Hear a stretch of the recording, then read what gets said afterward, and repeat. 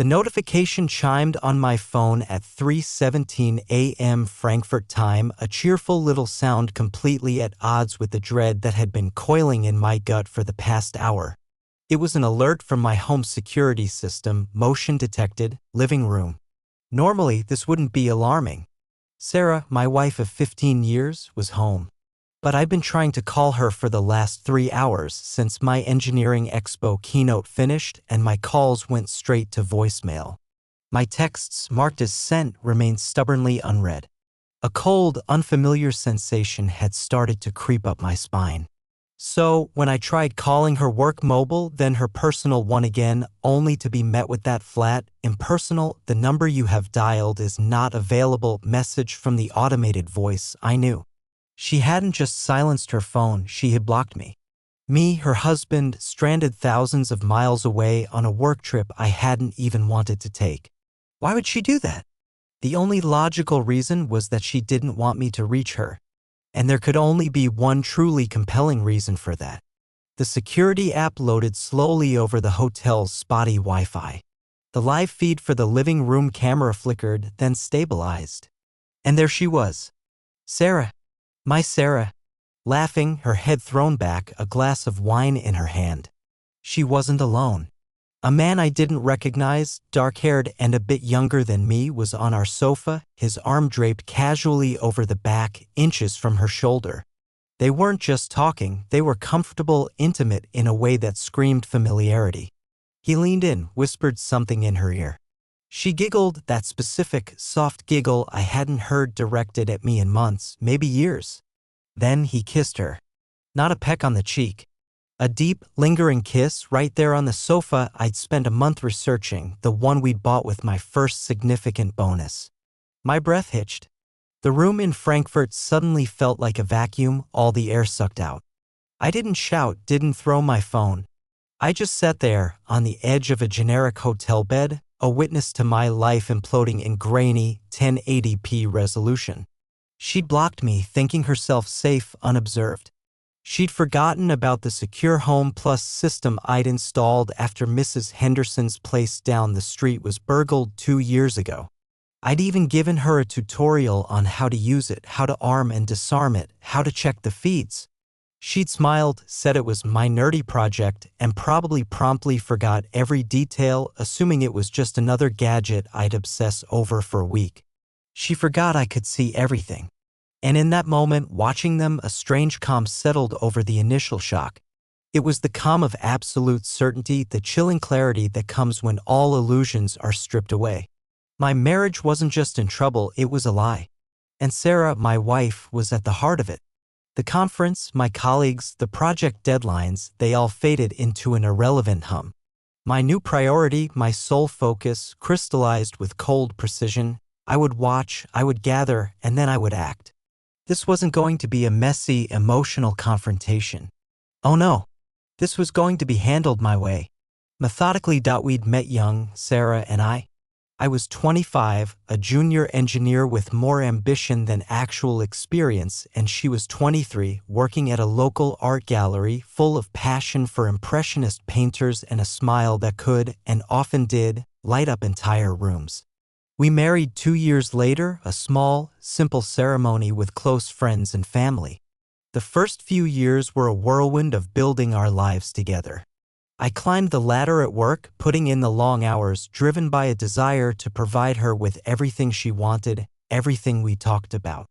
A nice house in a quiet neighborhood, financial security, the freedom for her to pursue her passions without worrying about bills. We bought the 2-story colonial on Maple Drive in our early 30s.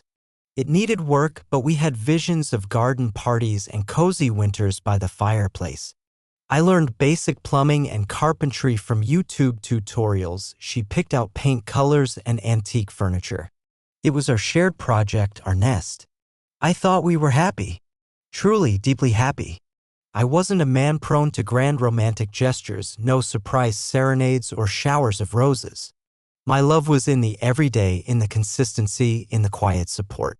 I was the one who remembered to get the car serviced, who handled the taxes and investments, who made sure the mortgage was always paid on time.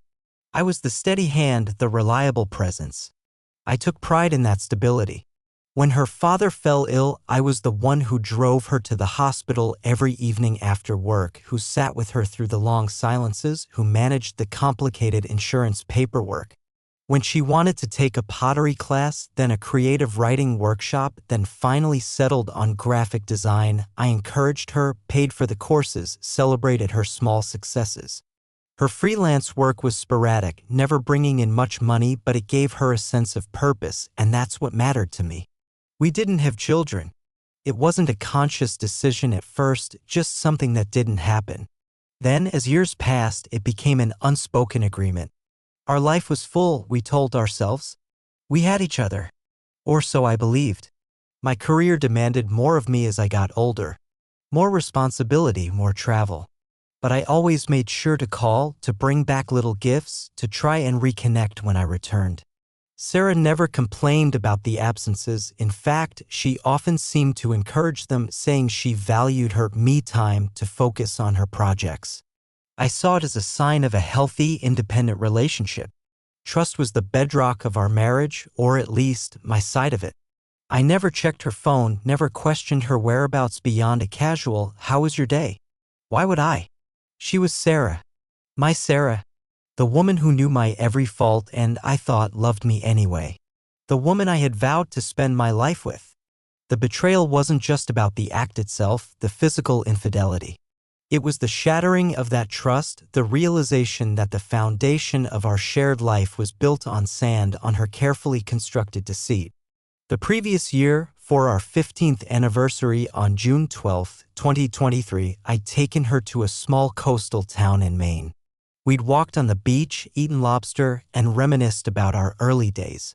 She looked me in the eyes and told me she loved me, that she couldn't imagine her life without me. Had that been a lie too? How long had this been going on? The questions gnawed at me, but even then, watching that man kiss my wife in my living room, I knew I wouldn't get honest answers from her. The answers would come from my observations, from the data I was about to meticulously collect. My loyalty had been absolute. My stability, her playground. Looking back through the lens of that cold Frankfurt hotel room, the subtle shifts in Sarah's behavior over the preceding year began to coalesce into a disturbing pattern. Hindsight is a cruel clarifier, isn't it? Things I'd dismissed as stress, as her just needing space, now took on a sinister significance. There was the increased secrecy with her phone, for instance. It used to lie casually on the coffee table or her nightstand. Then, around 8 or 9 months ago, maybe around August 2023, it started being permanently attached to her, screen down, often on silent. If I happened to pick it up to pass it to her, she'd flinch, snatching it away with a tight smile and a "Thanks, hon," just expecting an important client email. I, the trusting fool, just thought her freelance work was finally picking up. Then there were the girls' nights out that became more frequent. It started with once a month, then twice, then almost weekly. She'd come home late, smelling faintly of wine and unfamiliar perfume, full of vague stories about new restaurants or gallery openings with friends I'd never met or only heard mentioned in passing. Names like Chloe or Jessica were thrown around, but they remained phantoms. When I'd ask for details, her answers were always breezy, lacking substance. "Oh, just girl talk, Mark. You'd be bored." I remember one particular evening, it must have been early November 2023. She said she was meeting her friend Amelia, someone I actually knew, for dinner and a movie. I was working late on a proposal, so I didn't think much of it. Around 10 p.m., I called Amelia's husband, Greg, about a golf game we were planning. Casually, I asked how the girls' night was going. Greg sounded surprised. "Amelia's right here, Mark. We're watching a movie. She hasn't seen Sarah in weeks." My blood ran cold for a moment, but then Amelia got on the phone, flustered, explaining that Sarah had canceled last minute, saying she wasn't feeling well. Sarah had come home around midnight, full of apologies about her sudden migraine and how she hadn't wanted to bother me at work. I'd felt a pang of unease then, a small, dissonant note in the symphony of our life, but I pushed it down. Why create conflict over a white lie, probably told to spare my feelings? I'd even felt a little guilty for indirectly checking up on her. the man on the sofa in the video feed. David. I didn't recognize him from any of our social circles. Sarah had mentioned a David Miller a few times in passing, a new contact she'd made through an online graphic design forum, someone who was apparently a whiz at Adobe Illustrator and had been mentoring her. She'd said he lived in another city, that their interactions were purely professional online. Clearly, that was another fabrication. This David was very much local and very much in my house. Her wardrobe had changed too. More stylish, tighter-fitting clothes appeared. She started spending more time at the gym, not the local YMCA she used to frequent, but a new, trendier fitness club across town. She'd said it had better yoga classes. I'd even complimented her, told her she looked great, completely oblivious to the real motivation. The Frankfurt trip, the one I was currently on, was another piece of the puzzle. It was a prestigious international engineering expo, a 2-week affair scheduled for early March 2024. My company had nominated me to present a paper. Initially, I'd been hesitant to go. 2 weeks was a long time, and I had a lot on my plate locally. But Sarah had been surprisingly enthusiastic, almost insistent. Mark, you have to go. It's such a great opportunity for you. Don't worry about me, I'll be fine. It'll be a nice little break for both of us. A break for her, indeed. The signs were all there, scattered like breadcrumbs leading to this inevitable, sickening discovery. I just hadn't wanted to see them. My trust in her, in us, had been a blinder. Now, those blinders were gone, and the path ahead, though painful, was becoming clearer with every passing minute. My initial shock was giving way to a steely resolve. My growing suspicion wasn't just a feeling anymore, it was a certainty backed by digital eyes she'd conveniently forgotten. The next few days in Frankfurt were a blur of feigned professionalism and clandestine surveillance. During the day, I delivered my presentation, networked with colleagues, attended seminars on renewable energy innovations, all on autopilot.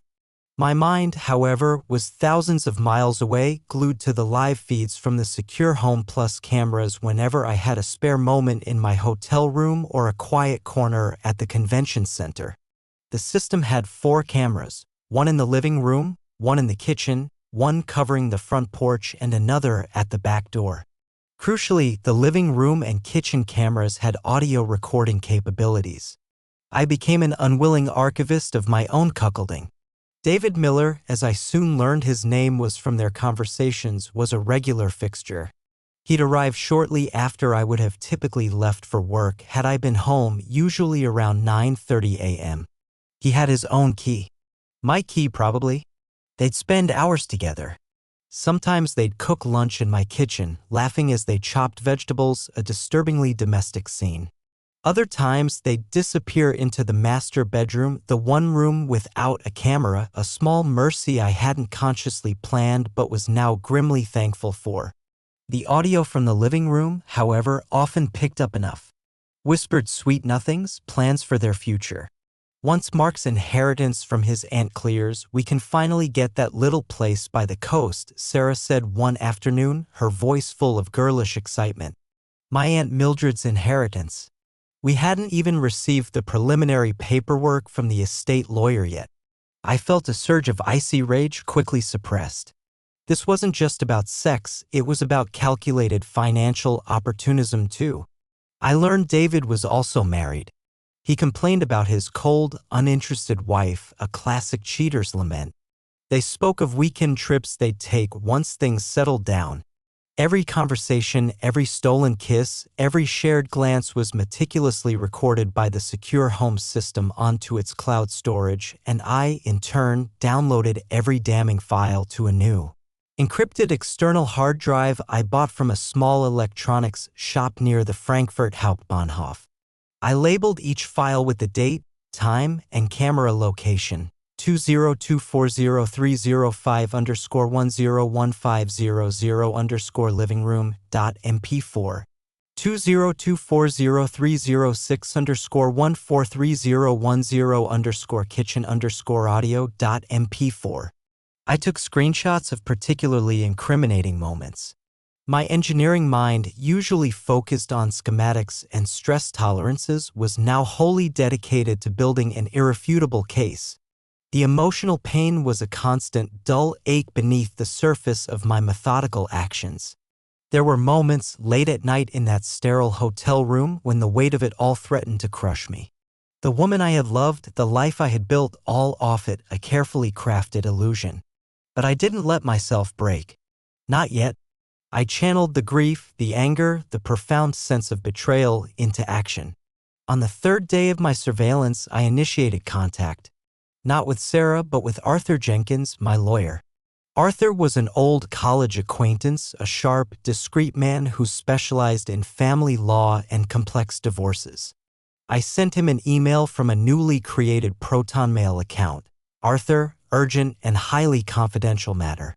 Need to discuss divorce proceedings. Currently out of the country. Discretion paramount. Mark Bishop. He replied within hours, providing a secure messaging app we could use. Our first call was strained. I laid out the bare facts, my voice devoid of emotion as if discussing a faulty structural design. Arthur listened patiently, his interjections few but insightful. Mark, this is a lot. First, are you safe? Are you okay? I assured him I was physically safe, emotionally processing. He advised me not to confront Sarah until I returned, not to give her any indication I knew. Continue gathering evidence, Mark. The more comprehensive, the better.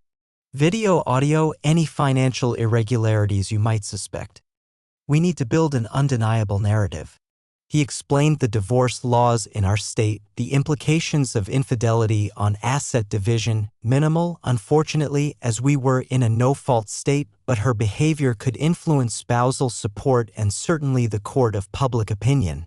If it ever came to that. He also advised me to start quietly separating my finances where possible and to make copies of all shared financial documents. For the remainder of my trip, my routine was fixed. Expo by day, surveillance and evidence compilation by night.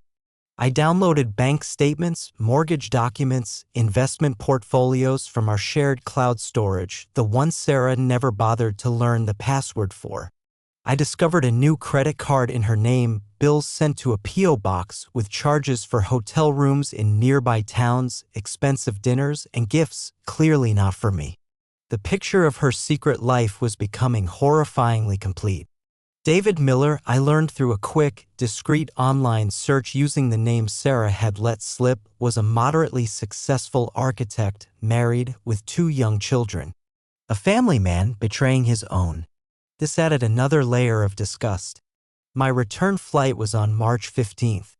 As I packed my bags, the encrypted hard drive felt like a lead weight in my carry-on. It contained the truth, undeniable and devastating.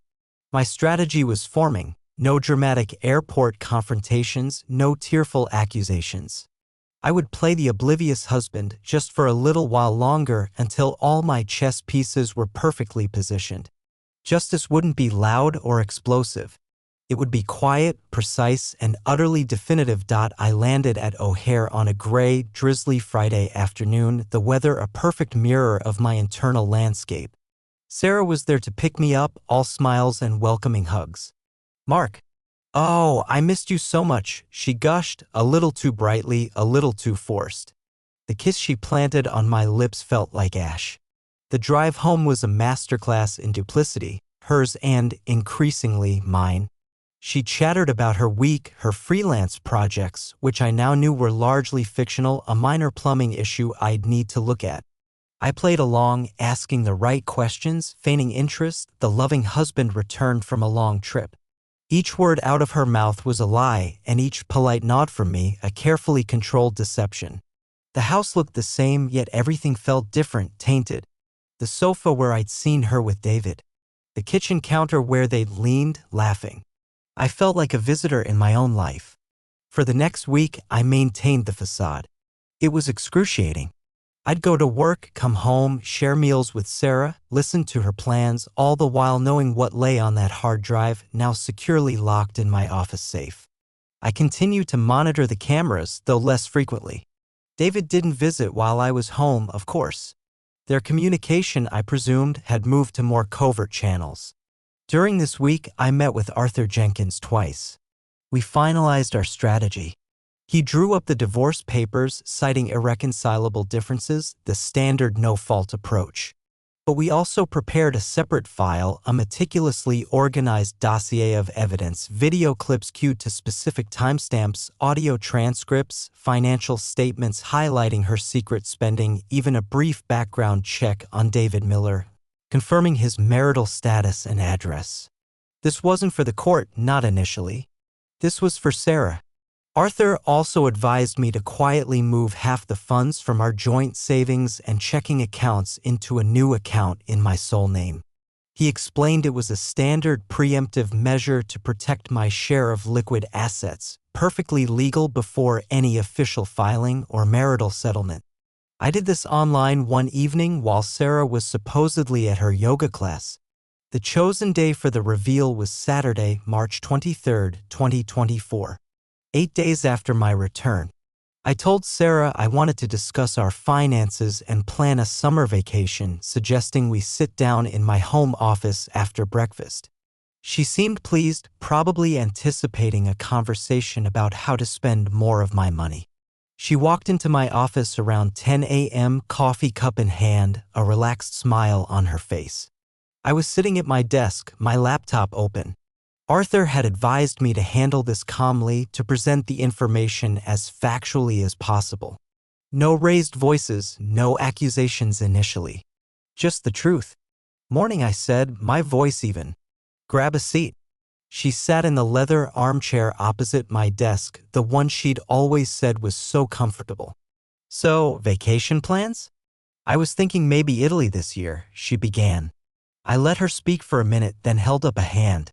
Before we talk about vacations, Sarah, there's something more important we need to discuss. I turned my laptop screen towards her. On it, queued up, was a video file, 20240305_101500_living room.mp4. I clicked play. The color drained from her face almost instantly. The video showed her and David kissing on the sofa. Her smile vanished, replaced by a look of pure, unadulterated panic.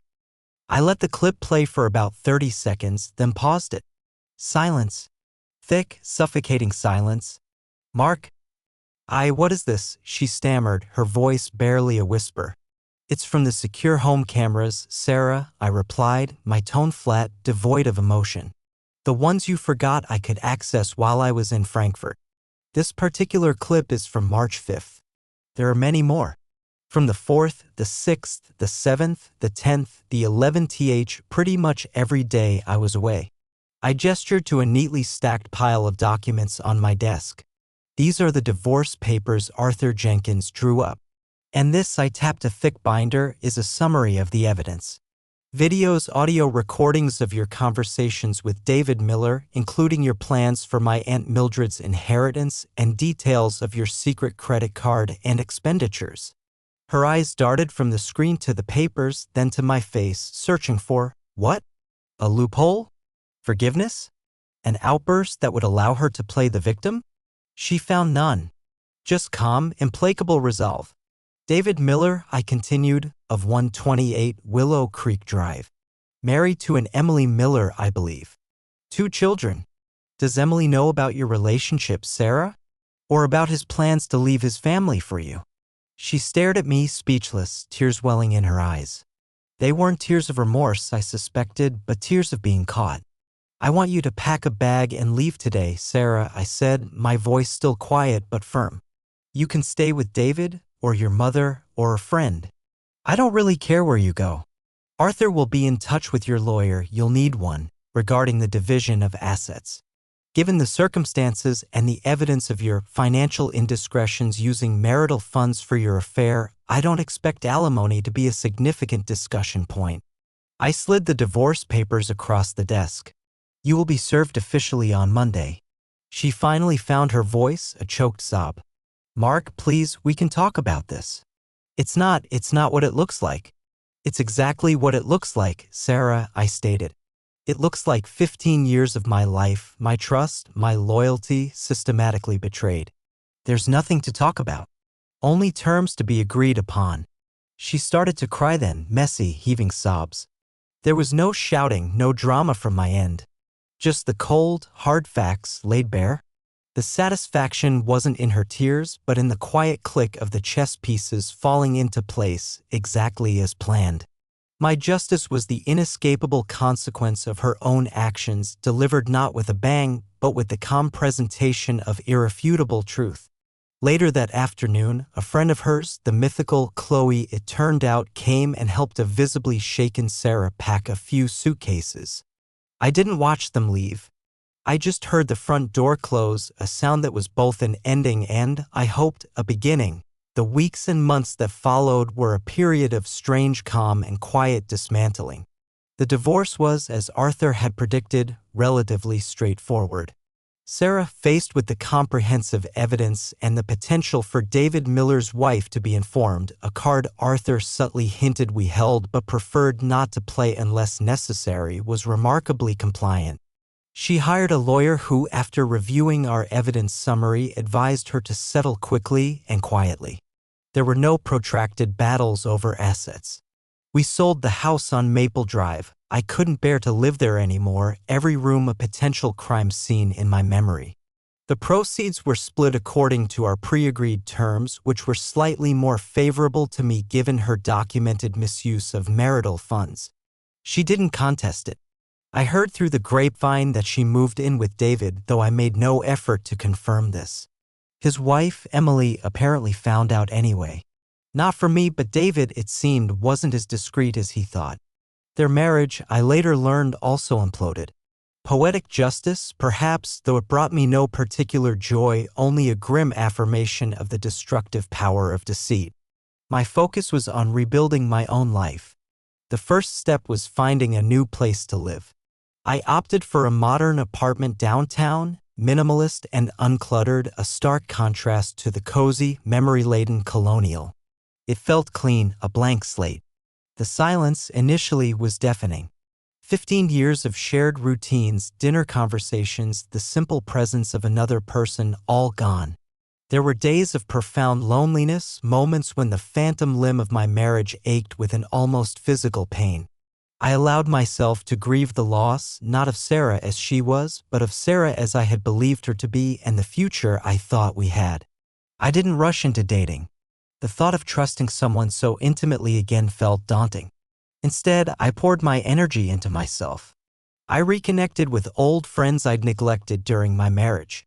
I started hiking on weekends, finding a sense of peace in the solitude of nature. I took the trip to Italy she'd mentioned, but I went alone, exploring Florence and Rome at my own pace, discovering a capacity for joy in my own company that I hadn't realized I possessed. Work became a refuge, but also a source of renewed purpose.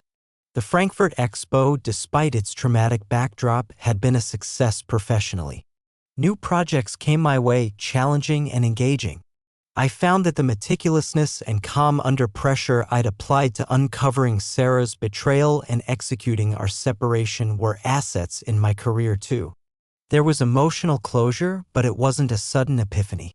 It was a gradual process, like a slow dawn. The anger faded, replaced by a kind of detached pity for Sarah and David and a quiet pride in how I'd handled an incredibly painful situation. I didn't seek revenge beyond the clean, legal severance. The best revenge, I found, was moving on, building a better life, and preserving my own integrity. Sometimes, late at night, I'd reflect on it all. The betrayal cut deep, deeper than I ever thought possible. It taught me a harsh lesson about trust, about the facades people can erect, about the human capacity for deception. But it also taught me about my own resilience. I had faced the worst kind of personal blow and had not only survived but emerged stronger, wiser, and more self-aware. I am more cautious now, certainly. The security cameras in my new apartment are state-of-the-art, though I rarely feel the need to check them. The real security, I've learned, isn't in technology, but in self-respect, in clear boundaries, and in the courage to face the truth, no matter how painful. My life is different now. Quieter, perhaps, but also more authentic. The betrayal changed me forever, yes, but it didn't break me. It simply cleared the path for a new beginning, one built on honesty, starting with honesty towards myself. And for that, in a strange, roundabout way, I am almost grateful.